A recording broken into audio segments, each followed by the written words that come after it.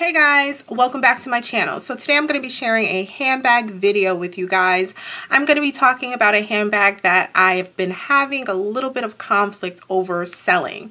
If you don't already know, I'm a person who sells their items regularly. When I'm kind of over something or done with it, I definitely move it out of my collection to make room for something new. I do love fashion, so because of that, I have like adopted this, sell your items strategy, because if not, I'd be hoarding handbags, shoes, accessories, clothes, like it'd be ridiculous.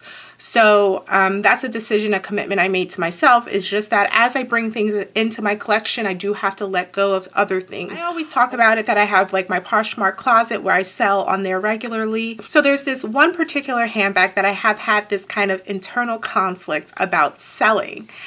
This bag I actually have never featured on my YouTube channel. So you guys know if I'm obsessed with something, I'm posting it on Instagram, right?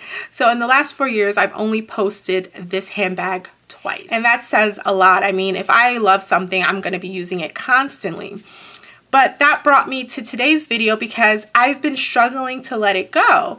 And this has really never happened to me before. I'm able to, I kind of enjoy this selling process. I enjoy packaging it up for someone else and making it like new for them.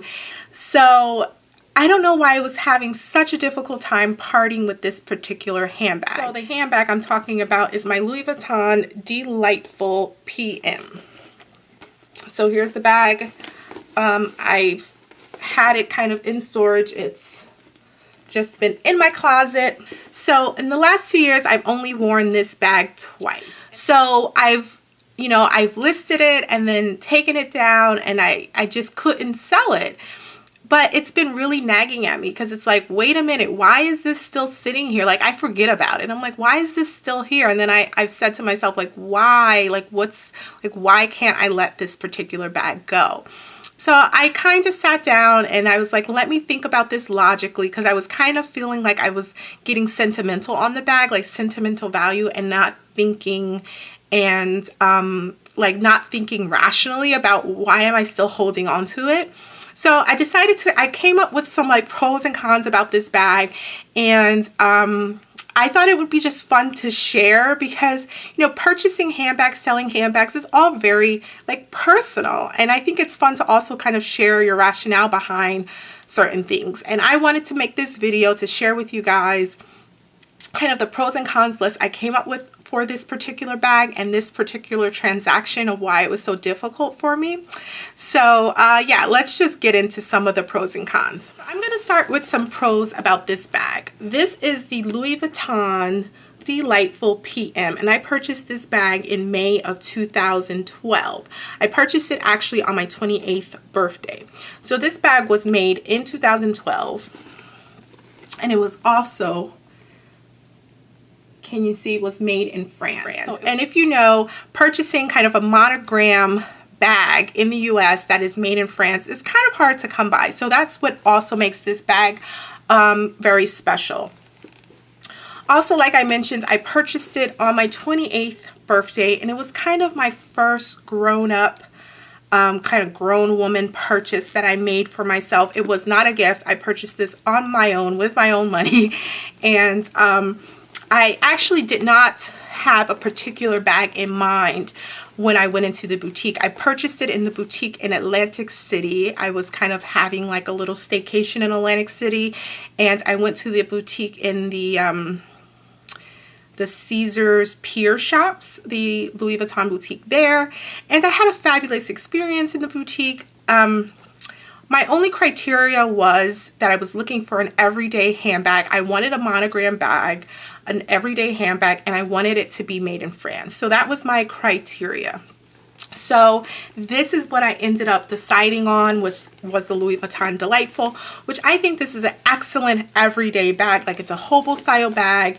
It's very spacious. Like I said, it was made in France and it was monograms. It fit all of my criteria. And at first I was using this bag quite often and I was enjoying carrying it. Another kind of pro to this bag is Although this bag is now 5 years old, it's still in great condition, excellent condition. There are no flaws on this bag. The patina is very even, and it's actually not even that patina because I don't wear it as often or regularly, but the patina that it does have is beautiful and it's very even, which is important. The hardware, everything on this bag is stunning. So this bag is pretty much in great condition and it's been holding up well. So that's a plus. You know, there's no flaws to this bag. This bag was also very special because I purchased it during the Marc Jacobs era of Louis Vuitton, which was like my favorite time for the brand. I'm a huge fan of Marc Jacobs, and there was just something magical about Marc Jacobs and Louis Vuitton in that time frame. I would say between 2008 to 2012 was just an excellent time for me for Louis Vuitton. I really, really loved it. It's also hard to kind of recreate that magic, if you know what I mean. It's like the time has passed now and that era is gone, but this is kind of a reminder of it for me. So I decided to think about it kind of rationally and figure out why I am not enjoying the bag. Like, why haven't I been using it? And I've came up with 3 main reasons of why I no longer use the Louis Vuitton Delightful. So one thing is that it's a monogram bag. And I do feel like my personal style has evolved a little bit and I'm no longer liking carrying monogram bags. That's a major reason why I'm like uncomfortable carrying monogram at this point. Even when I purchased that Saint Laurent Collège bag, I mentioned that I love the fact that it's black on black because it's a little bit more subtle with the YSL branding on the front. And that's because I'm just uncomfortable carrying monogram bags. Like, I know I've tried to force myself to wear this, and last few times I was uncomfortable. This is actually the only monogram handbag that I currently have in my collection. I do have a monogram key ball, which is totally different because that's a travel piece. Another thing is gold hardware. There's gold hardware on this bag. I've mentioned to you guys before that I am definitely a person who prefers silver hardware on handbags. And I think I would even like different types of hardware, but I just don't like gold hardware on handbags. In the past, I've almost like compromised because I liked the bag and still wore it even though it had gold hardware. Right now, I'm in a phase with my fashion that I don't love it. I don't want to wear it. And the final reason is the size. It's quite large, guys. Even though this is the PM size, it's still a like tote style bag, which is very, very large for me. So that's the thing, it's just too big for my lifestyle now. When I purchased this bag originally, I was a person who carried around like an agenda and a notebook and a full-size wallet and a little pochette, and I carried around all these items that I don't carry around anymore. It's just not, like, my lifestyle is really different, and what I carry in my handbag is really different. I pretty much know I'm really never going to be reaching for this bag again. I don't feel as though it's the type of thing that's I'm gonna fall back in love with and start wanting to use. I really think for me the time has passed for this bag, for me and my lifestyle.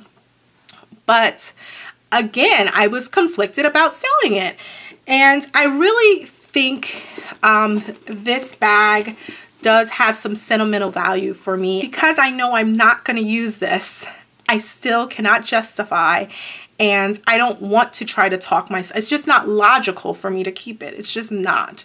And you know, you have to be true to yourself, and being true to myself is I cycle things out of my wardrobe when I'm not using them. So this can't be an exception just because there is this sentimental value I have to this particular handbag. But now I'm officially ready to let it go.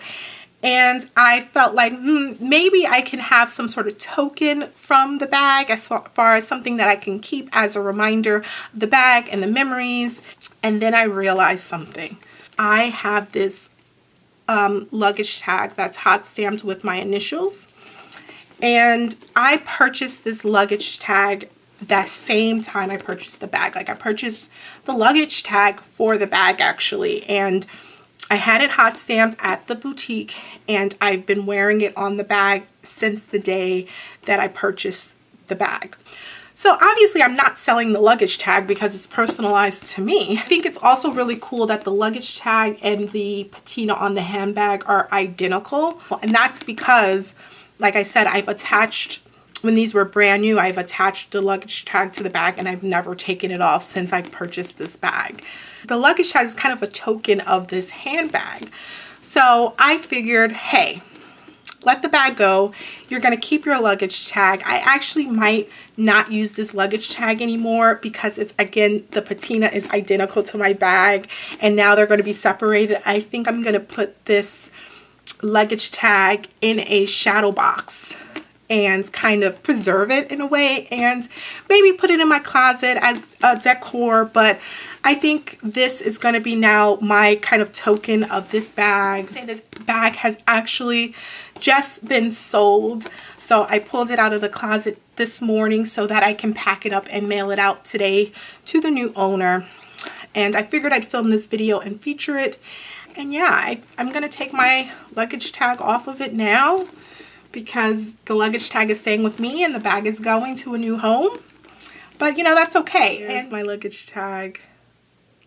Like I said, the patina is identical to the patina on the handbag currently. Luggage tag is also made in France, so it says Louis Vuitton Paris made in France, and it has my hot stamped initials there. So yeah, I think I'm going to do that. I think I'm going to get a shadow box for this item. Even when you're selling a bag, like, these transactions are personal.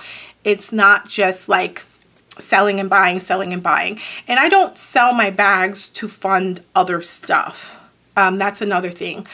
I don't sell any of my items to fund anything. It's just when I'm done with it, I like to let it go so that I could bring something else in.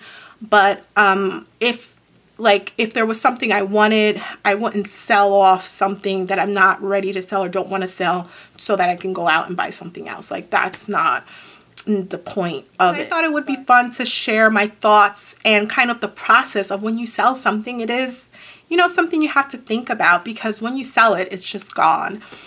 Yeah, so I have my luggage tag to remind me of this bag. I'm not discouraging anyone who chooses to hang on to items because they have sentimental value attached to it, because sometimes when you have sentimental value to an item, you will still use it occasionally or on special occasions because of that sentimental value. I'm at the point currently with this item, although there's some sentimental value there, I know I'm not going to use the bag, not even for a special occasion, not on my birthday, not ever. It's just not me anymore. So that's why I chose to let it go, even though there's sentimental value. And I'll be fine. I'll be fine. All right, guys, that's all for today. If you have any questions or comments, let me know in the comments section below. Thanks again for watching today. Till next time. Bye.